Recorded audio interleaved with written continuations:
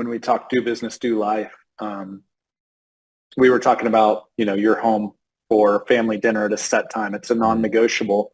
And you almost did it as a check for yourself.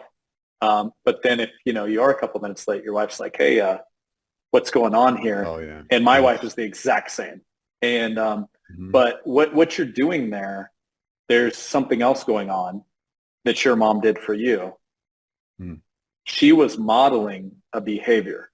So it's one thing to tell your kids to, be a lifelong student, continue to invest in yourself, read books, all of that. Mhm.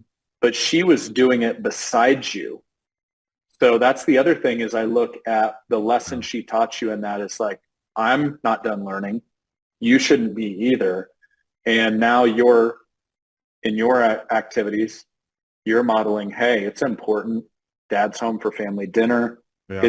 This is a non-negotiable. No business meeting is worth that trade-off. So what other thoughts do you have around that, Adam? I just think it's really cool to see that, how it was played out when you were a kid to how Yeah. that translates to you as a dad now.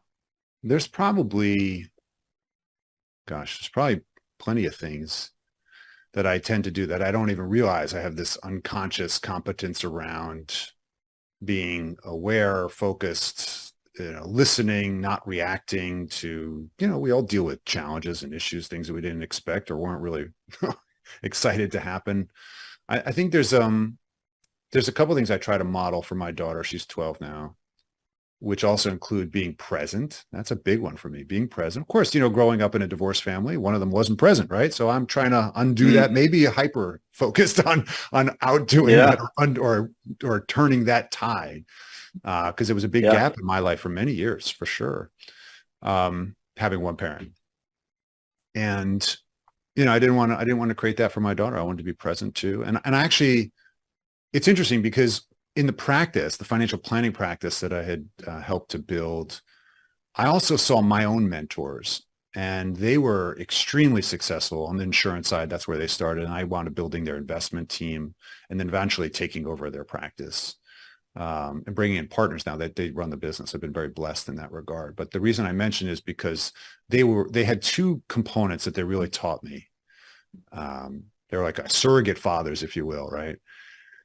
And one thing is that still sticks with me today, very present for their families. They're at every baseball game, every, whatever their kids have, performance, recital, everything. And so for me, that is also my mantra. I do that. And it plays through for every single one of my employees. Now, if you calculate the two firms, you're talking 60, 70 people. Every single one of them is done at 5:00. Every single one of them is not allowed to miss a recital, a game, a medical emergency for their family at all. They're not allowed to. It's when they get hired, I literally tell them, this is the ethos of our workplace. And I'm doing this because I believe that I'm going to support you in these moments and your team's going to support you. When you have moments that require that you show up for life, I'm going to expect that you're going to be there. And we will cover you as long as you're communicative with us and don't just drop the ball and leave the field. Like pass the ball and then leave the field. We got you. And that's something that I learned from them. We were able to do that when we had a small firm, but as we've grown at AssetMap, that's something that's been really important to me. And I think that they led by that example, and I'm trying to keep that going, to be there and be present. This goes very much along with, I think, your whole ethos of being present and doing life and doing business to support that life, right?